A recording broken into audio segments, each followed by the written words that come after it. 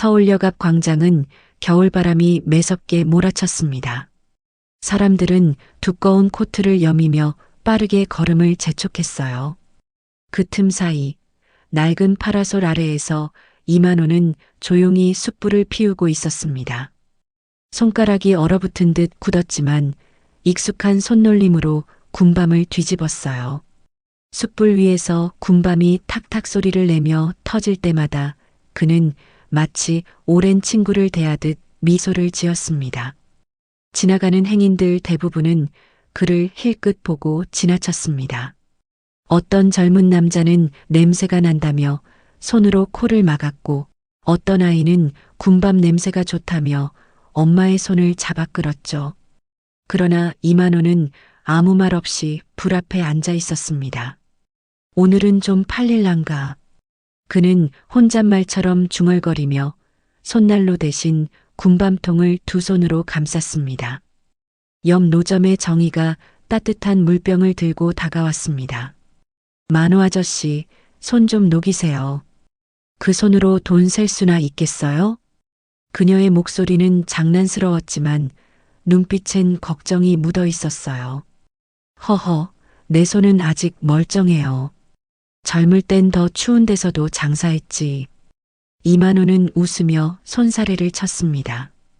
정희는 혀를 차며 돌아섰지만 가게로 돌아가며 몰래 따뜻한 군고구마 하나를 봉지에 넣어 다시 내밀었죠.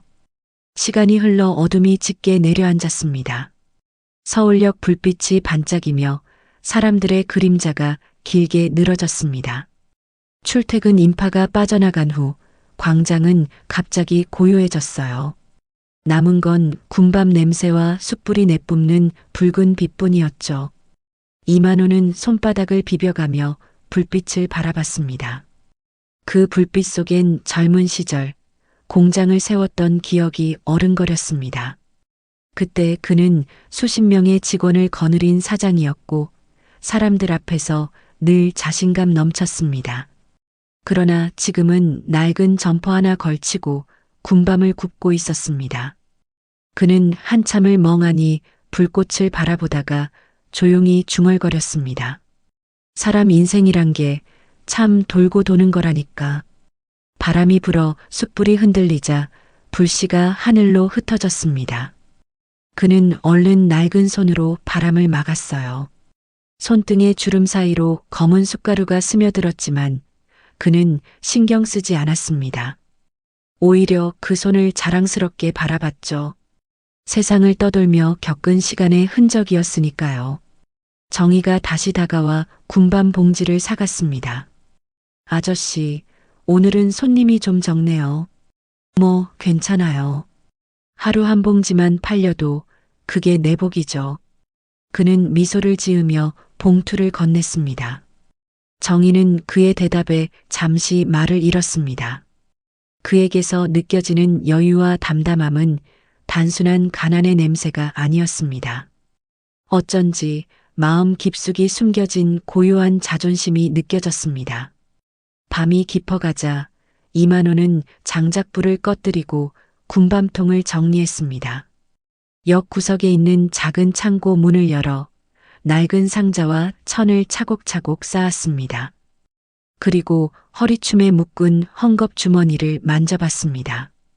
그 안엔 낡은 수첩 한 권과 몇 장의 명함이 들어 있었습니다. 내일은 좀 더 따뜻하겠지. 그는 희미하게 웃으며 수첩을 주머니 깊숙이 넣었습니다. 서울역 천장 스피커에서 막차 안내 방송이 흘러나왔습니다. 오늘도 수고했어요, 만호 씨. 정희의 말이 귓가에 맴돌았습니다. 그는 천천히 고개를 들어 하늘을 봤습니다. 차가운 별빛이 떨어지듯 반짝였고 그 빛 아래서 그의 얼굴은 이상하게 평화로워 보였어요. 그날 밤 이만호는 아무도 모르게 자신만의 결심을 굳히고 있었습니다. 윤정은 오전부터 백화점을 돌며 쇼핑백을 잔뜩 들고 있었습니다. 겨울 세일이라며 구두며 코트를 하나둘 담아들었죠. 점원은 친절하게 포장을 도왔고 윤정은 거울 앞에서 자신을 비춰보며 미소를 지었습니다. 역시 이 정도는 돼야 품격이지. 속으로 중얼거리며 결제 단말기에 카드를 꽂았습니다. 그녀에게 가장 중요한 건 체면과 겉모습이었습니다. 사람들 사이에서 잘 사는 며느리로 보이는 것, 그게 그녀의 자존심이었죠. 지하철 출구로 향하던 윤정의 걸음이 갑자기 멈췄습니다. 서울역 앞 군밤 냄새가 코끝을 스쳤습니다. 눈길이 본능적으로 향한 그곳엔 낡은 파라솔 아래에서 군밤을 굽는 한 노인이 있었죠. 낯익은 뒷모습에 윤정의 얼굴이 굳었습니다. 설마 작은 목소리가 새어나왔습니다. 가까이 다가갈수록 심장은 더 세게 뛰었습니다. 불빛 사이로 보이는 노인의 얼굴, 바로 시아버지 이만호였습니다. 그가 낡은 손으로 군밤을 뒤집는 모습에 윤정은 순식간에 얼굴이 붉게 달아올랐습니다. 근처에서 지나가던 이웃 아주머니가 그녀를 발견하더니 반갑게 인사했어요. 어머, 윤정 씨 아니에요? 저분이 아버님이시죠? 항상 열심히 사시던데 정말 대단하세요. 그 한마디에 윤정의 눈빛이 얼어붙었습니다. 입가에 억지 미소를 짓고 아, 네, 그렇죠라고 말했지만 얼굴은 이미 새빨갛게 변했습니다. 그녀는 쇼핑백을 움켜쥔 채 사람들의 시선을 피해 빠르게 발걸음을 옮겼습니다. 지하철 계단을 내려가며 윤정의 심장은 불쾌하게 요동쳤습니다. 저 초라한 모습이 우리 집안 어른이라니 세상에. 머릿속이 복잡하게 뒤엉켰습니다. 세련된 옷차림을 하고 다니는 자신이 순식간에 부끄러워지는 느낌이 들었어요. 주변 사람들이 다 쳐다보는 것 같아 고개를 푹 숙였습니다. 집에 도착한 윤정은 쇼핑백을 던지듯 거실에 내려놓았습니다. 거울에 비친 자신의 얼굴은 평소보다 더 날카로웠습니다. 이런 꼴로 다니는 게 자랑이라고 생각하나 봐. 어쩌자고 저렇게까지. 그녀는 한숨을 내쉬며 거실 소파에 털썩 앉았습니다. 시아버지의 초라한 모습이 계속 머릿속에 떠올랐어요. 군밤통 위로 흩날리던 숯불, 검게 탄 손, 그리고 그 눈빛. 어쩐지 그 시선 속엔 부끄러움보다도 이상한 여유가 느껴졌습니다. 그게 더 신경을 거슬리게 했죠. 밤이 깊어가자 윤정은 와인을 한 잔 따르며 창밖을 바라봤습니다. 거리에 쏟아지는 눈이 아름다웠지만 그녀의 마음은 도무지 가라앉지 않았습니다. 우리 체면이 있지, 저렇게 살아서야. 그녀는 빈 잔을 내려놓으며 굳은 표정으로 다짐했습니다. 내일 아침 남편 민수에게 이 문제를 꼭 이야기해야겠다고. 그녀의 시선은 멀리 TV 화면으로 향했습니다. 뉴스에선 서민들의 겨울나기라는 제목으로 노점상 인터뷰가 나가고 있었죠. 화면 속에서 군밤을 파는 노인의 얼굴이 스쳐 지나갔습니다. 잠시 멈칫한 윤정은 곧 리모컨을 들어 화면을 꺼버렸습니다. TV 불빛이 사라진 거실은 갑자기 고요해졌고 그녀의 표정은 더 싸늘해졌습니다. 윤정은 이불 속에 누웠지만 눈을 감을 수 없었습니다. 눈앞엔 계속 이만호의 얼굴이 떠올랐습니다. 왜 저렇게 사는 걸까 부끄럽지도 않나 스스로 중얼거리며 고개를 돌렸지만 마음 한구석에서 알 수 없는 감정이 스멀스멀 올라왔습니다. 그것은 분노와 함께 섞인 낯선 불안이었습니다. 그날 밤 윤정은 잠들지 못했습니다. 창밖에서 눈송이가 내리고 있었지만 그녀의 마음은 싸늘한 얼음처럼 굳어 있었습니다. 어쩐지 내일이 평소와는 다르게 무겁게 다가오는 밤이었습니다. 저녁 식탁 위에는 윤정이 정성 들여 차린 반찬들이 가지런히 놓여 있었습니다.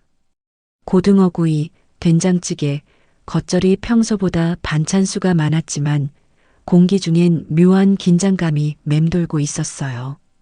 윤정은 젓가락으로 반찬을 건드리며 마음을 다잡았습니다. 오늘은 꼭 이 얘기를 꺼내야겠다고 결심했죠. 민수는 회사 일로 지쳐 보였고 밥숟가락을 든 채 조용히 숨을 내쉬었습니다. 윤정은 잠시 눈치를 보다가 차가운 목소리로 말을 꺼냈습니다. 당신 아버님 아직도 서울역에서 그 일하시나 봐요. 민수의 손이 멈췄습니다. 젓가락이 공중에서 얼어붙은 듯 했습니다. 며칠 전에 봤어요. 군밤 장사하시던데 사람들 다 쳐다보더라고요. 윤정의 말투엔 걱정보단 불쾌함이 섞여 있었습니다. 민수는 조심스럽게 고개를 들었습니다. 그게 뭐 어때서? 아버지 건강도 챙기고 싶고 일하는 게 좋으시대. 좋으시다고요? 체면이 있잖아요. 당신 회사 사람들이라도 보면 어쩌려고 그래요? 윤정의 말에 민수의 얼굴이 굳었습니다. 그는 한동안 아무 말이 없었어요. 대신 젓가락을 내려놓고 물잔을 들어 한 모금 마셨습니다. 식탁 위 시계 초침 소리만 유난히 크게 들렸습니다. 밖에서는 겨울비가 유리창을 두드렸고 전등빛이 윤정의 얼굴을 더욱 차갑게 비췄습니다. 우리 이제 그만하자. 아버지 얘기 나올 때마다 싸우기 싫어. 민수의 목소리는 낮고 지쳐 있었습니다. 그러나 윤정은 물러서지 않았어요. 당신은 평생 그렇게 답답하게 살 거예요? 우리 아들 학교 엄마들이 다 알아요. 시아버지가 서울역에서 장사한다고. 그녀의 말이 끝나자 민수는 한숨을 내쉬며 자리에서 일어났습니다. 그는 싱크대 쪽으로 걸어가 물잔을 씻으며 중얼거렸습니다. 사람이 일하는 게 부끄러운 건 아니잖아. 당신이 너무 예민한 거야. 그 말에 윤정은 더 이상 참지 못하고 목소리를 높였습니다. 예민해요? 내 체면이 걸린 일이에요. 우리 가족이 어떻게 보이겠어요? 그녀의 눈에서는 분노와 불안이 동시에 번졌습니다. 민수는 아무 대답도 하지 않았습니다. 조용히 수저통을 정리하고 식탁을 닦았습니다. 그 행동 하나하나가 무겁게 느껴졌습니다. 윤정은 그의 등을 바라보다가 문득 울컥했지만 고개를 돌려버렸습니다. 자존심이 그녀를 붙잡고 있었죠.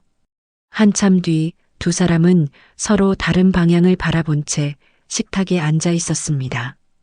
따뜻해야 할 저녁 식탁은 냉랭한 공기로 가득 찼습니다. 유리창을 타고 떨어지는 빗방울 소리가 마치 두 사람의 마음속 거리를 더 멀게 만드는 듯 했죠. 민수는 한참을 바라보다가 조용히 말했습니다. 내일은 아버지 찾아가 보자. 직접 뵈면 생각이 달라질지도 몰라. 윤정은 아무 대답도 하지 않았습니다. 대신 숟가락을 들고 천천히 밥알을 씹었어요. 입안 가득 퍼지는 밥의 따뜻함조차 마음을 녹이지 못했습니다. 그날 저녁 두 사람의 대화는 끝나지 않았습니다. 단지 서로의 마음 문이 조금 더 닫혔을 뿐이었습니다. 서울역은 밤이 깊어갈수록 더욱 차가워졌습니다. 낮 동안 사람들로 붐비던 광장은 이제 발자국 소리조차 희미했어요. 가로등 불빛 아래, 낡은 파라솔 아래에 앉은 이만호는 숯불의 잔불을 천천히 덮었습니다. 오늘 판 군밤은 한 봉지뿐이었습니다. 주머니 속 동전이 달그락거리는 소리가 쓸쓸히 울렸죠. 바람이 불어 얼굴이 얼얼했지만 그는 개의치 않았습니다. 오래전부터 이런 추위엔 익숙했으니까요. 손끝이 저리면 불 가까이 가져다 녹이고 그 손으로 다시 봉지를 묶었습니다. 그 손등엔 세월이 새겨놓은 주름과 흉터가 가득했습니다. 그 손으로 젊은 시절 회사를 일궈냈고 아들을 키웠습니다.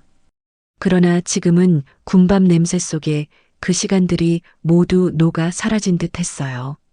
잠시 후 옆 노점의 정의가 다가왔습니다. 만우 아저씨, 오늘은 좀 일찍 접으세요. 너무 추워요. 그녀의 목소리는 걱정 반, 위로 반이었습니다. 허허, 괜찮아요. 불 좀 더 보고 들어가려고요. 그의 말투엔 느긋함이 섞여 있었지만 눈빛은 왠지 멀리 떠 있는 듯 했습니다. 정희는 그 옆에 앉아 종이컵을 내밀었습니다. 따뜻한 물 좀 드세요. 이거라도 마셔야 덜 추워요. 이만호는 감사한 듯 미소를 지으며 한 모금 마셨습니다. 미지근한 물이 목을 타고 내려가자 왠지 모를 따뜻함이 가슴을 적셨습니다. 정희 씨는 참 착하네요. 세상엔 아직 이런 사람도 있구먼. 그는 조용히 웃었고 정희도 따라 웃었습니다. 잠시나마 두 사람 사이에 포근한 온기가 감돌았죠. 그러나 잠시 후 정희는 자신의 노점으로 돌아갔습니다. 그리고 광장은 다시 고요해졌습니다. 이만호는 가게 뒤쪽 벽에 기대어 앉았습니다. 잠시 눈을 감자 그동안의 인생이 필름처럼 스쳐 지나갔어요. 젊은 시절 부하 직원들에게 둘러싸여 회의하던 날들, 늘 바쁘게 뛰어다니던 아들의 웃음소리, 그리고 어느 날부터인가 멀어진 가족의 뒷모습까지.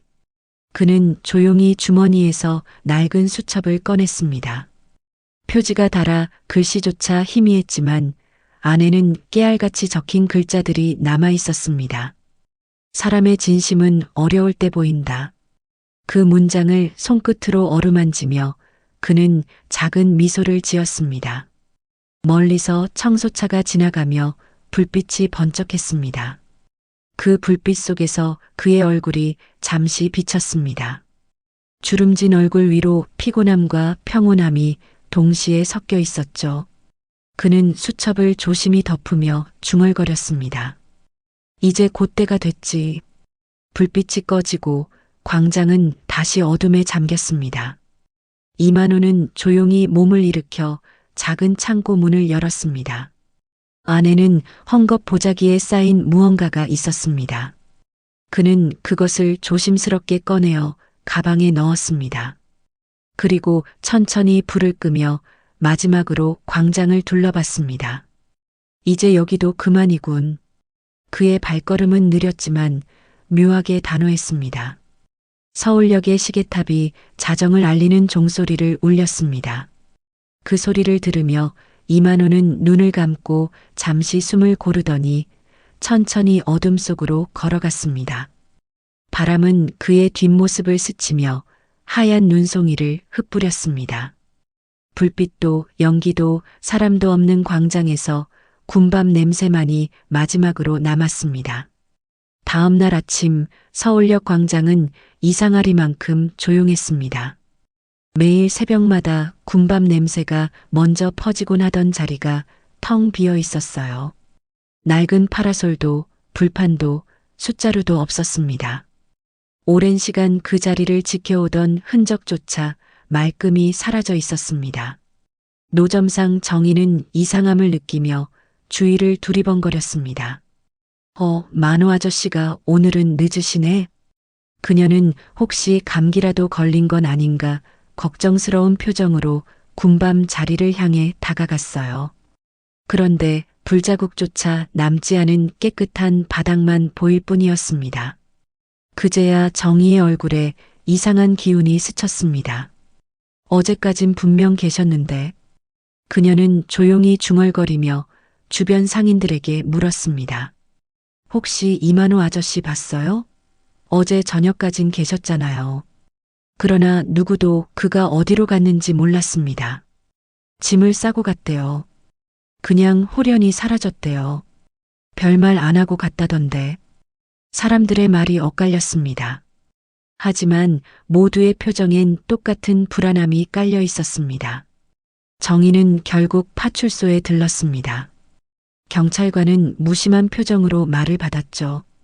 그냥 이사 가신 거 아닐까요? 노점하시는 분들 자주 옮기세요. 아니요, 그분은 그런 분이 아니에요. 짐도 많았는데 하루아침에 다 사라질 리가 없어요. 정희의 목소리는 단호했지만 경찰관은 그저 고개를 끄덕이며 메모만 남겼습니다.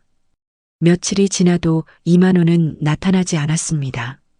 정희는 매일 서울역을 찾아왔고 그 자리 앞에서 잠시 서 있었습니다. 눈이 내리던 날도 비가 오던 날도 마찬가지였습니다. 아저씨, 도대체 어디 간 거예요? 그녀는 군밤통 대신 놓인 빈 자리를 바라보며 중얼거렸습니다. 한편 그 소식은 멀리 떨어진 한 아파트에도 전해졌습니다.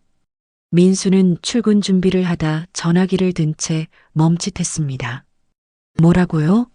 아버지가 사라지셨다고요? 전화를 건 사람은 정이었습니다. 민수는 말없이 서 있었습니다. 그의 손끝이 떨리고 시선이 멍해졌습니다. 그 순간 윤정이 다가왔습니다. 무슨 일인데 그래요? 민수는 잠시 망설이다가 낮은 목소리로 말했습니다. 아버지가 없어지셨대. 윤정은 놀란 듯 눈을 크게 떴지만 이내 시선을 피했습니다.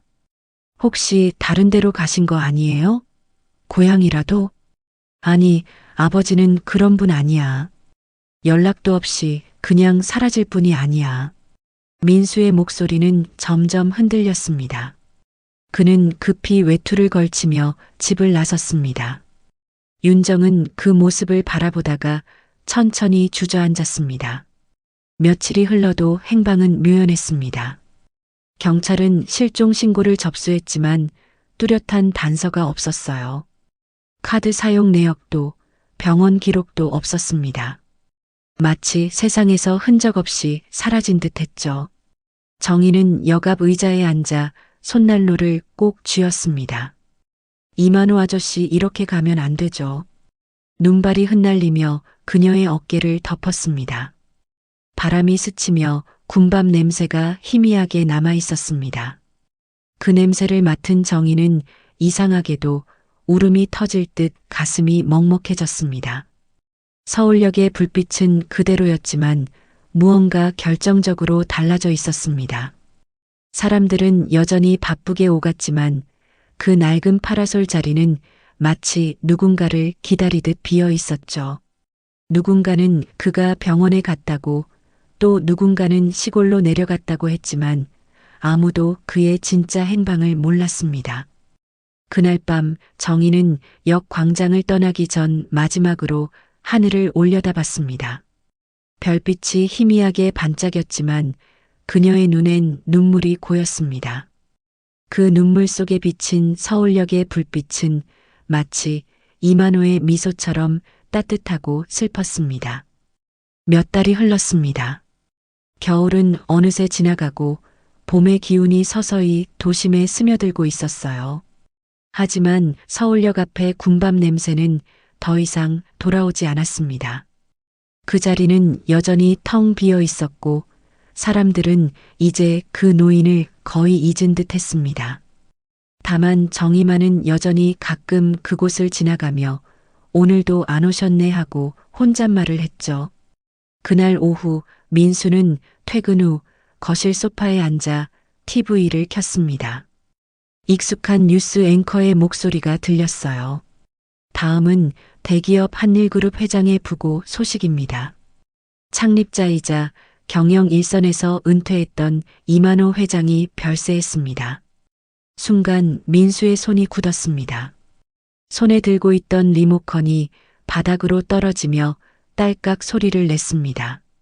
화면에는 낯익은 사진 한 장이 비쳤습니다. 평소의 검소한 미소, 바로 아버지의 얼굴이었습니다. 윤정은 부엌에서 나와 텔레비전을 바라봤습니다. 지금 뭐라 그랬어요? 이만호 회장? 그녀는 놀란 듯 화면 가까이 다가갔습니다. 리포트가 이어졌습니다. 한일그룹은 공식적으로 유언장 공개를 예고했습니다. 고인은 생전 검소한 생활을 이어오며 개인 재산 대부분을 비공개로 유지해온 것으로 알려졌습니다. 민수는 숨이 막히는 듯 텔레비전을 응시했습니다.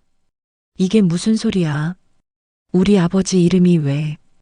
윤정은 입술을 떨며 중얼거렸습니다. 설마 우리 아버님이? 두 사람은 서로를 바라보았지만 말이 이어지지 않았습니다. TV 화면에는 검은 정장을 입은 사람들이 조문을 위해 줄을 서는 모습이 비쳤습니다. 그 가운데엔 이 회장 추모관이라는 현수막이 붙어 있었죠. 민수의 머릿속은 하얘졌습니다. 그는 손으로 이마를 짚으며 기억을 더듬었습니다. 서울역의 군밤 냄새, 낡은 점퍼, 그리고 언젠가 자신에게 건넸던 아버지의 말이 떠올랐습니다. 사람은 겉모습보다 마음이 더 중요하다, 민수야. 그 말이 귀에 다시 울리는 듯 했습니다. 윤정은 떨리는 손으로 휴대폰을 잡고 검색을 시작했습니다. 이만호 회장, 한일그룹 창립자, 7천억 자산. 그녀의 입에서 작은 신음이 새어나왔습니다. 이럴 리가 없어요, 세상에. 민수는 깊은 숨을 내쉬며 소파에 주저앉았습니다. 아버지 설마 그동안. 그는 눈을 감고 고개를 떨궜습니다. 그 순간 텔레비전 자막이 바뀌었습니다. 유원장 공개식, 내일 오전 10시 한일그룹 본사에서 진행. 민수는 그 문구를 똑똑히 보았습니다. 눈앞이 아득해지며 가슴이 세차게 뛰었습니다. 아버지, 정말 당신이신가요? 윤정은 아무 말도 하지 못했습니다. 그녀의 눈가엔 후회와 혼란이 뒤섞인 눈물이 맺혀 있었습니다. 잠시 후 화면엔 변호사 한 사람이 등장했습니다. 고 이만호 회장은 생전 진심을 알아보는 것이 재산보다 어렵다는 말을 자주 남기셨습니다. 그 말에 민수는 눈을 떴습니다. 진심 그는 낮게 중얼거렸습니다. 윤정은 고개를 숙이고 손을 모았습니다. 우리 내일 그 자리에 가야 해요. 거실 안은 숨소리조차 조심스러웠습니다. 밖에선 봄비가 살짝 내리고 있었지만 두 사람의 마음은 여전히 겨울 한가운데에 머물러 있었습니다. 그날 밤 민수는 한참을 잠들지 못했습니다. 눈을 감을 때마다 아버지가 웃으며 군밤을 굽던 모습이 떠올랐고 그 불빛이 점점 눈물에 번져 사라졌습니다. 이른 아침 한일그룹 본사 앞은 이미 사람들로 붐볐습니다. 기자들은 삼각대를 세우고 카메라를 들이대며 분주히 움직였고 7천억 유산의 행방은? 이라는 자막이 뉴스 속보에 깜빡였어요. 검은색 정장을 입은 조문객들이 335 건물 안으로 들어갔습니다. 그들 사이로 민수와 윤정도 조용히 발걸음을 옮겼습니다.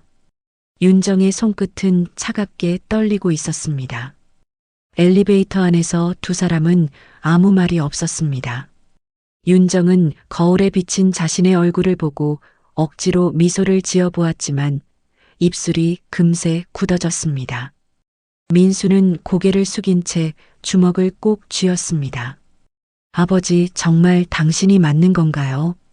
속으로 되뇌는 그 목소리가 엘리베이터의 정적 속에 묻혔습니다. 본사 대회의실 문이 열리자 수십 명의 사람들이 이미 자리를 잡고 있었습니다. 방 한가운데에는 커다란 스크린과 고 이만호 회장 유언장 공개라는 글씨가 붙은 현수막이 걸려 있었죠. 단상 앞에는 중년의 남성이 정장을 차려입고 서 있었습니다. 바로 변호사 최성호였습니다. 그는 정중히 고개를 숙이며 말을 시작했습니다. 오늘은 고 이만호 회장님의 뜻을 유가족과 관계자 여러분께 전달드리는 자리입니다. 회의실 안공기는 무겁고 숨소리 하나조차 신중했습니다. 민수는 손끝이 차갑게 식어가는 걸 느꼈습니다. 윤정은 눈을 크게 뜬 채 화면을 응시하고 있었죠. 변호사 최성호가 봉인된 서류 봉투를 조심스레 열었습니다. 하얀 종이 여러 장이 들어 있었습니다. 유언의 첫 문장은 이렇게 시작됩니다. 사람의 진심은 말로가 아니라 시간으로 드러나는 법이다. 낭독이 시작되자 회의실의 잔잔한 웅성거림이 일었습니다. 기자들의 카메라 셔터 소리가 연이어 터졌습니다. 고인은 생전 가족의 마음을 시험하기 위해 서울역에서 2년간 군밤 장사를 하셨습니다. 순간 윤정의 숨이 멎었습니다. 그녀의 입술이 하얗게 말라붙었습니다. 민수는 고개를 들지도 못한 채 손으로 얼굴을 감쌌습니다. 그 시간 동안 진심으로 나를 걱정한 이는 단 한 사람뿐이었다. 변호사는 한 장의 사진을 화면에 띄웠습니다. 서울역 노점에서 웃고 있는 이만호와 그의 옆에서 김이 오르는 컵을 건네던 정희의 모습이었습니다. 회의실 안이 술렁이기 시작했습니다. 기자들이 속삭이며 메모를 썼습니다. 윤정의 눈동자가 흔들렸습니다. 그녀는 의자 팔걸이를 꽉 잡으며 작게 중얼거렸습니다. 그분이 그 아주머니가. 민수는 그 옆에서 깊은 숨을 들이쉬었습니다. 변호사는 이어서 읽었습니다. 나의 재산 7천억 원은 진심으로 내 삶을 이해해준 사람에게 돌아간다. 그 순간 모두의 시선이 정희에게 쏠렸습니다. 회의실 뒤편에 앉아있던 정희는 놀란 얼굴로 자리에서 일어섰습니다. 저 아니에요. 그런 줄도 몰랐어요. 그녀의 손이 떨렸고 눈가에는 눈물이 맺혔습니다. 하지만 변호사는 고개를 끄덕이며 말을 이었습니다. 고인의 수첩에는 이렇게 적혀 있었습니다. 진심은 따뜻한 손에서 온다. 그 손이 나를 살렸다. 회의실 안이 고요해졌습니다. 윤정은 그 말을 듣는 순간 마치 누군가 가슴속을 세게 두드리는 듯 했습니다. 진심은 따뜻한 손에서 온다. 그 문장이 귀에 깊게 박혔습니다. 그녀는 눈을 감고 조용히 고개를 숙였습니다. 잠시 후 변호사가 유언의 마지막 문장을 읽었습니다. 내 아들에게는 가족의 의미를, 내 며느리에게는 마음의 따뜻함을 다시 배웠으면 한다. 그 한 문장이 떨어지자 윤정의 어깨가 떨렸습니다. 눈물이 한 줄기 흘러내렸지만 그녀는 손으로 닦지 않았습니다. 민수는 그 눈물을 본 채로 말없이 고개를 숙였습니다. 회의실 밖에서 플래시가 터지고 기자들의 목소리가 쏟아졌습니다. 상속자는 누구입니까? 정희 씨, 소감 한 말씀 부탁드립니다. 정희는 눈물을 흘리며 말했습니다. 그분은 저에게 그저 따뜻한 사람이셨어요. 돈이 아니라 마음이 있었던 분이죠. 민수와 윤정은 아무 말도 하지 못한 채 그 장면을 지켜보았습니다. 유언장 공개식이 끝나자 두 사람은 회의실을 천천히 빠져나왔습니다. 엘리베이터 문이 닫히기 직전 윤정은 속삭였습니다. 이제야 알겠어요. 우리가 잃은 게 뭔지. 문이 닫히며 그녀의 눈가에 또다시 눈물이 번졌습니다. 회의실이 조용히 가라앉은 지 몇 분이 흘렀습니다. 그러나 공기 속엔 여전히 팽팽한 긴장감이 감돌고 있었어요. 변호사 최성호는 서류를 정리하다가 다시 마이크를 잡았습니다. 잠시만요. 고인의 요청에 따라 마지막 영상이 하나 더 있습니다. 그 말에 모두의 시선이 스크린으로 향했습니다. 조명이 살짝 어두워지고 스크린에 흐릿한 화면이 나타났습니다. 낡은 파라솔 아래에서 군밤을 굽고 있는 노인의 모습 바로 이만호였습니다. 그는 카메라를 향해 조용히 웃었습니다. 이 영상을 보고 있다면 나는 이미 먼 길을 떠난 거겠지요. 목소리는 차분했지만 묘하게 따뜻했습니다. 윤정은 숨을 죽인 채 그 화면을 바라보았습니다. 손끝이 떨렸습니다. 나는 내 가족을 시험하려 했던 것이 아니라 그들의 마음이 어디에 있는지 알고 싶었을 뿐입니다. 영상 속 이만호는 잠시 말을 멈추더니 군밤을 하나 들어 불빛에 비추었습니다. 이 작은 군밤 하나에도 정이 있습니다. 따뜻할 때 나누면 기쁨이 되고 식으면 의미를 잃지요. 그는 미소를 지으며 덧붙였습니다. 나는 재산보다 진심이 더 큰 유산이라 믿습니다. 그 순간 윤정의 눈가에서 눈물이 흘러내렸습니다. 민수는 옆에서 입술을 깨물며 스크린을 응시했습니다. 이만호는 마지막으로 이렇게 말했어요. 만약 이 영상을 보는 이들 중 누군가가 후회하고 있다면 그 자체로 이미 나의 뜻을 이어받은 것입니다. 화면이 꺼지자 회의실은 숨소리조차 들리지 않았습니다. 몇몇 기자들은 고개를 숙였고 정희는 자리에서 조용히 울고 있었습니다. 윤정은 손수건으로 얼굴을 가렸습니다. 그 눈물은 멈출 줄 몰랐어요. 이제야 알겠어요. 아버님이 왜 그랬는지. 그녀의 목소리는 낮았지만 회의실을 울리는 듯 했습니다. 변호사 최성호는 조심스럽게 한 장의 서류를 들어 보였습니다. 마지막 조항입니다. 고인의 뜻에 따라 일부 유산은 사회복지재단 설립에 사용될 예정입니다. 이름은 만호의 손 재단입니다. 그 말에 회의실 뒤편에서 탄성이 흘렀습니다. 민수는 눈을 감고 고개를 숙였습니다. 만호의 손 진심은 따뜻한 손에서 온다. 그 문장이 그의 마음속에서 다시 울렸습니다. 정희는 기자들의 질문에도 아무 대답을 하지 못했습니다. 정희 씨, 상속받은 소감 한마디만 해주세요. 그녀는 고개를 저으며 울먹였습니다. 그분은 제게 아무것도 바라지 않았어요. 그저 따뜻한 마음 하나였어요. 그 말에 사람들은 조용히 숨을 고르듯 침묵했습니다. 윤정은 자리에서 일어나 정희에게 다가갔습니다. 그녀의 발걸음은 무겁고 느렸지만 결심이 느껴졌습니다. 저 죄송해요. 그녀의 목소리가 떨렸습니다. 정희는 놀란 듯 눈을 깜빡이다가 조용히 고개를 끄덕였습니다. 그분이 원하셨던 건 바로 그 말일 거예요. 두 사람의 눈이 마주쳤고 그 순간 윤정은 다시 고개를 숙이며 울음을 삼켰습니다. 밖으로 나오자 햇빛이 따스하게 내리쬐고 있었습니다. 유리창에 비친 윤정의 얼굴은 어딘가 달라져 있었습니다. 차가웠던 눈빛 대신 깊은 그리움이 남아 있었죠. 민수는 그녀 곁에서 조용히 말했습니다. 이제야 조금은 아버지 마음이 이해돼요. 윤정은 눈을 감으며 대답했습니다. 그분의 진심이 이제야 보이네요. 멀리서 벚꽃잎이 바람에 흩날렸습니다.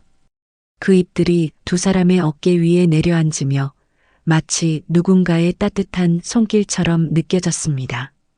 그날 밤 집안은 유난히 조용했습니다. 식탁 위에는 점심에 먹다 남은 반찬들이 그대로 식어 있었고 TV는 꺼진 채 검은 화면만 반사했습니다. 윤정은 소파 한가운데 앉아 있었어요. 무릎 위엔 이만호의 사진이 놓여 있었습니다. 서울역에서 군밤을 굽던 때의 사진 웃고 있는 그의 얼굴은 여전히 따뜻했죠. 그녀는 손끝으로 사진을 쓰다듬으며 조용히 중얼거렸습니다. 아버님, 제가 정말 너무 어리석었어요. 눈물이 흘러내려 사진 위로 떨어졌습니다. 그녀는 급히 손수건으로 닦으려다 멈췄습니다. 마치 그 눈물조차 사진 속 아버지에게 닿아야 할 사죄처럼 느껴졌기 때문이었어요. 그녀는 두 손으로 얼굴을 감싸며 흐느꼈습니다. 거실의 공기엔 무겁고도 따뜻한 후회가 섞여 있었습니다. 그때 민수가 천천히 방에서 나왔습니다. 그의 눈가도 벌겋게 부어 있었습니다. 윤정아. 짧은 한마디였지만 그 안엔 수많은 감정이 담겨 있었죠. 윤정은 고개를 들지 못하고 그저 울먹였습니다. 내가 당신 아버님을 그렇게 부끄럽게 여겼어요. 나 같은 며느리가 무슨 자격으로 그분을. 그녀의 목소리가 끊기며 떨렸습니다. 민수는 잠시 아무 말도 하지 않고 그녀 옆에 앉았습니다. 그리고 말없이 손을 내밀어 윤정의 손을 감쌌습니다. 그 따뜻한 온기에 윤정의 눈물이 다시 터졌습니다. 민수는 조용히 말했습니다. 아버지는 그걸 다 알고 계셨을 거야. 그래도 미워하지 않으셨을 거야. 윤정은 고개를 저으며 눈을 닦았습니다.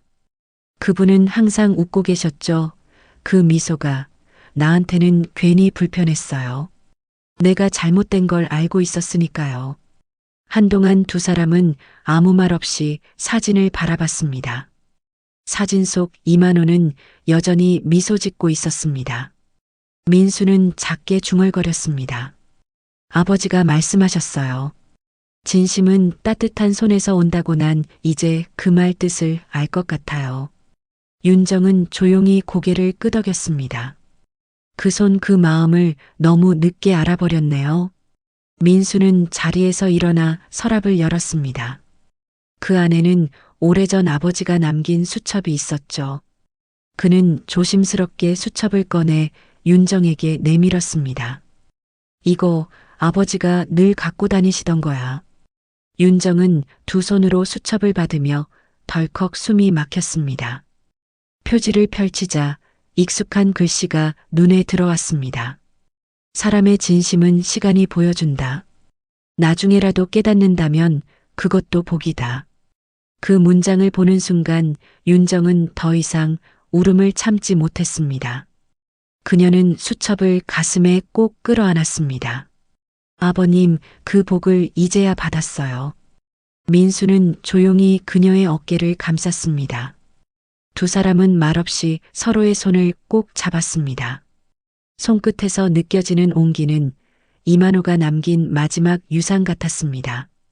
잠시 후 윤정은 결심한 듯 고개를 들었습니다. 민수 씨, 우리 내일 서울역에 가요.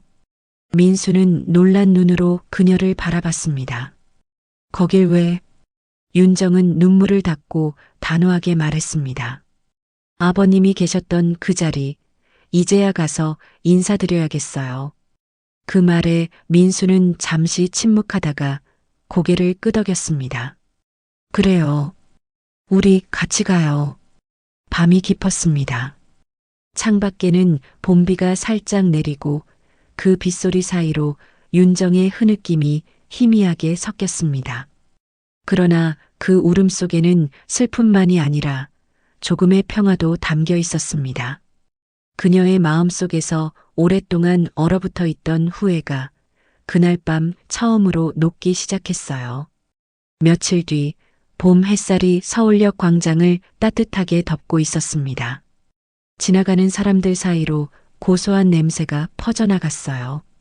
한때 비어있던 군밤 포차 자리에 다시 불빛이 켜졌습니다. 그곳엔 정희가 서 있었습니다. 낡은 파라솔 아래에서 그녀는 조심스레 숯불을 피웠습니다. 불이 붙자마자 익숙한 타닥타닥 소리가 공기 속을 메웠습니다. 포차 위 간판에는 작은 글씨로 적혀 있었죠. 만원의 군밤. 그 한 줄만으로도 사람들의 발걸음이 멈췄습니다. 정희는 군밤을 봉지에 담으며 속삭였습니다. 아저씨, 오늘도 잘 보고 계시죠? 그녀의 눈가에는 그리움과 미소가 함께 어렸습니다. 그때 멀리서 두 개의 그림자가 다가왔습니다. 민수와 윤정이었습니다. 두 사람은 잠시 멈춰 포차를 바라봤습니다. 익숙한 냄새가 코끝을 스치자 윤정의 눈가가 촉촉해졌습니다. 여기였네요. 그녀의 목소리는 바람에 섞여 사라졌지만 마음속엔 울림이 있었어요. 정희는 두 사람을 보자 반가운 표정을 지었습니다. 왔군요. 기다렸어요. 그녀는 따뜻한 봉지를 하나 건넸습니다. 이건 그분이 좋아하던 거예요. 탄 게 조금 있어도 괜찮아요. 늘 그랬으니까. 윤정은 두 손으로 봉지를 받아들며 고개를 숙였습니다. 고맙습니다. 정말로요. 짧은 인사였지만 그 안에는 지난 세월의 후회와 감사가 모두 담겨 있었습니다. 세 사람은 잠시 말없이 불빛을 바라보았습니다. 타오르는 숯불 사이로 하얀 연기가 피어올랐습니다. 그 향은 예전과 다르지 않았습니다. 윤정은 눈을 감고 속삭였습니다. 아버님, 우리 왔어요.